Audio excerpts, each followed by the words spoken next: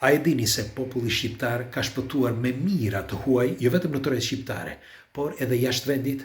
Po. Madje populli shqiptar ka shpëtuar edhe armiq, gjë që se ka bërë kush në botë, pra asnjë popull në botë nuk ka bërë një vepër të tillë. Dhe unë sonte dua që ta diskutoj me ju.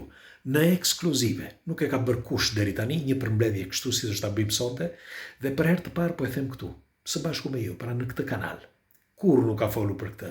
Kam bërë një përmbledhje sepse kam studiuar gjatë dhe dua që ta diskutoj me ju. Atëre, do ta fillojmë që nga lufta e parë botërore. A e dini që në luftën e parë botërore, pra përpara se fillonte lufta e parë botërore, dhe pastaj në gjatë luftës së parë botërore, kanë shpëtuar jo vetëm grek, por edhe nga Morea. Pra nga Morea ku thoshin që të gjithë shqiptarë ishin, okay? Dhe erdhën në Shqipëri me mira. Po, dhe ky ishte një nga faktet e pakundërshtueshme. Bile tregohet që edhe më përpara, duke filluar që nga vitet 700, pastaj nga viti 1100-1200 kur kaloi Bizanti, të gjitha vendet përreth që shkonin në Shqipëri, sepse në Shqipëri ishte tashmë çdo gjë rrafshuar. Dhe ajo që më ka mbetur, jo vetëm mua në kujtes, por edhe pleqve të vjetër, që për ata është normale. Normale që shqiptarët kanë ndihmuar të huajt, pra i kanë shpëtuar jetën të huajve. Dhe atë që nuk e ka kuptuar pjesa tjetër e botës është që si është e mundur që nuk mburren shqiptarët që kanë shpëtuar të huaj, e megjithatë të huajt thonë vetëm shqiptarët. Dhe nëse do themi për luftën e dytë botërore, kthehemi pra, e shikojmë luftën e dytë botërore. Kanë shpëtuar jo vetëm italianët, sepse shpëtuan rreth 20-25.000 italian, okay? Në luftën e dytë botërore. Pra, i shpëtuan sepse këta ishin dezertorët, ata që ikën nga lufta që nuk donin që të luftonin. Dhe 25.000 italian janë shumë, nuk ishte pak në një vend të vogël si Shqipëria. Por prisi sepse nuk mbaron këtu. Shqiptarët shpëtuan edhe gjermanët. Në momenti që ndodhi që gjermanët u kapitulloi Gjermania, disa prej gjermanëve që mbetën në Shqipëri i shpëtuan shqiptarët, familjes shqiptare. Po, dhe nuk mbaron këtu, sepse gjatë luftës shqiptarët shpëtuan me mira hebrejnë. Hebrejnë shkuan në Shqipëri, një pjesë sepse kur nga Gjermania, kur i shpartalloi gjermanët që donin që të vrisin të gjithë hebrejnë, shumë prej tyre ikën. Dhe disa ikën në Poloni, disa ikën në Hungari, të tjerë në Greqi, shumë pak në Greqi, por edhe në vendet përreth, edhe në Serbi dhe në këto vendet. Mirëpo edhe në Gjermani, Zvicër, mirëpo një pjesë prej tyre erdhën në Shqipëri. Dhe në Shqipëri i shpëtuan shqiptarët, thoshin që janë fëmijët tanë. Në të gjitha këto historira, që po ju thash tani janë histori të vërteta, që kanë ndihmuar dhe kanë shpëtuar të huajt shqiptarët, pra qoftë italianët, qoftë hebrejnë, qoftë grekët, qoftë ku ta di unë, nga të gjitha vendet, kur shkonte dikush thoshin që është djali, është nipi apo është kushuriri. Pra i shpëtonin duke thënë që ishin fëmijët e tyre.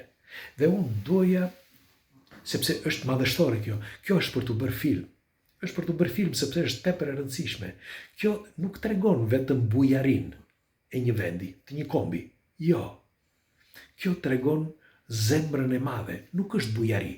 Sepse, shiko, po t'i vinire tani, kam vëre për shembull disa video të disa të huajve, kryesisht italian, për shembull mbushur është edhe sot pash një video, ku thoshte një zotëri, një djaliri, duket ishte nga Milano, e di tha pse i kanë për zemër, unë tha shqiptarët, përgjigje tha.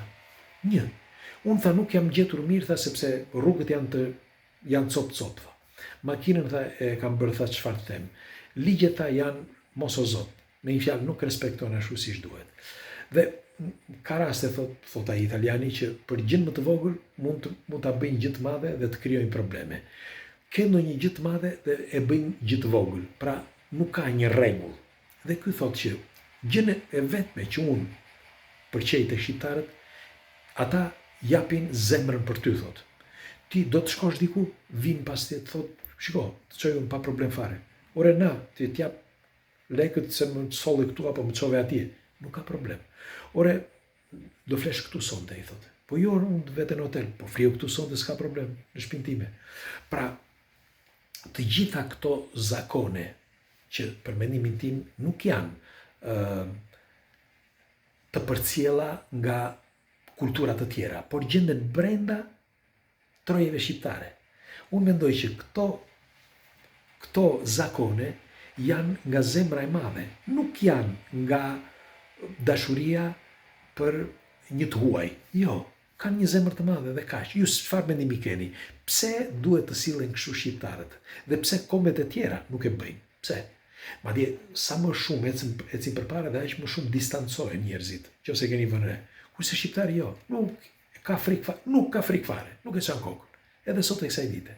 Sa herë ndodh që pash një çift nga Gjermania që kishin shkuar andaj nga zonat e Vlorës në disa kodra dhe kishin frikë sepse vajtën në një vend që çfarë them dhe mbante telefonin ndezur, nuk e di e pat apo jo, dhe regjistronte me telefon e shoqja se kishte frikë. Një grua e zonës me shkop në dorë e çoi deri tek vendi ku se kishin mbetur me makinë duket, e çoi deri tek vendi ku ishte ai mekaniku i thënshëm i zonës. Por e çoi atje me shkop dal nga dal, ata përpara dhe ajo përpara dhe këta mbrapa. Tani, unë po them këtë sepse dua të nënvizoj diçka tepër të rëndësishme. Nuk është vetëm ky për të theksuar që pse në vendet e tjera nuk ekziston dhe ekziston në Shqipëri. Nuk është vetëm kjo, por është ajo më e rëndësishmja që nëse keni vënë re që nga kohrat e lashta deri sot populli shqiptar është masakruar, është vjedhur, është raskapitur, është vrarë nga kushdo që ka kaluar. Pra ndër vite ka ndodhur. Nuk ka ndodhur një herë, por për 2000 vjet, ndoshta edhe më shumë. Pra që në kohën e ilirëve, sepse kush kaloi bëri të donte ai dhe shkatërruan çdo gjë. Dhe kjo është gjëja akoma më e rëndësishme. Një vend, për shembull si një punë i një qeni, merr një qen ti, rrihe atë qenin ti dhe ai prapë të do. Dhe këtë nuk e kuptoj. Tani ose jemi budallënj, ose nuk e di. Më thot për shembull shokët e mi, i me shoqe për shembull, më thot më ti thot është e kot, ti nuk ndryshon, më thot mua. Sepse unë sa herë që troket njeri për shumë tek dera, nuk e njoh, ose ka rast ndonjëherë edhe ai i postës. Vjen aty, kishte disa pako për të më dhënë, 2-3 pako, e unë i thash hajde brenda. Sepse unë nuk e di, kështu e kam. Hajde i thash mos rri brenda, mos jashtë, është bëftot i thash, hajde brenda. Ai u fut vetëm tek jo, tha s'ka problem, futëm tek dera. I thash, heja brenda, hajde, do të pish një kafe. Me një fjalë, e kemi në natyrën e, këtej nuk e kanë, me një fjalë, nuk e kanë që nga kohrat e lashta, nuk është se nuk e kanë. Dhe pyetja ime është pse. Unë mbaj mend për shembull babai im kur ishte i vogël, ai thotë që italishten e mësoi nga italianët. Babai sepse fliste italisht. Jo mirë, po fliste italisht. Dhe thoshte që kur ishte 4 pa 5 vjeç në atë kohë rrinte pas italianëve. Atje tek ku kishin një kazermë, thosh ai, dhe atje bënin ato punët e tyre, pastaj shkonin. Dhe babai im rrinte pas tyre, me fjalë rreth aty ku ishin, me fëmijë të tjerë. Dhe mirë po ishte mënyrën se si silleshin fëmijët, pra si sillesh babai im, thoshte se këtë thoshte. Mënyrën se si silleshim ne, thotë, sepse zakonisht thoshte babai, ata që janë ushtar, të çdo lloj vendi qofshin, sillen keq me të gjithë, pra duan të jenë korrekt, si mund të themu serioz. Mirë po mënyrën se si silleshim ne, ose si sillesha unë, thoshte ai, ata herë qeshin, pastaj më jep në një çokoladë, në një karamele, se kishin disa ushqime që i menin nga Italia. Në Shqipëri kishte shumë pak nga këto, pra këto lloj ushqimesh. Dhe më vjen kështu thot sepse unë aty mësova italishten dhe italianët thosh unë shikoja që atëherë që ishin shumë të përparuar dhe mënyrën e të folurit, të komunikuarit, kur rinin aty ndërtesat etj. Pra shumë të përparuar. Dhe këtë nuk kuptoj, thoshte babai im, që pse duhet të humbisnin kohë me ne, një popull që ishte i rrënuar prej vitesh, aq më tepër ne fëmijë, si enda cak, të vrarë nga jeta, të cop me ato rrobat që ishin nuk e kapje dot nga handret, thoshte babi. Pra, pse kjo diferencë e madhe dhe si është e mundur që duke patur këto probleme të rënda, një popull i tillë, prap e ka një zemër të madhe.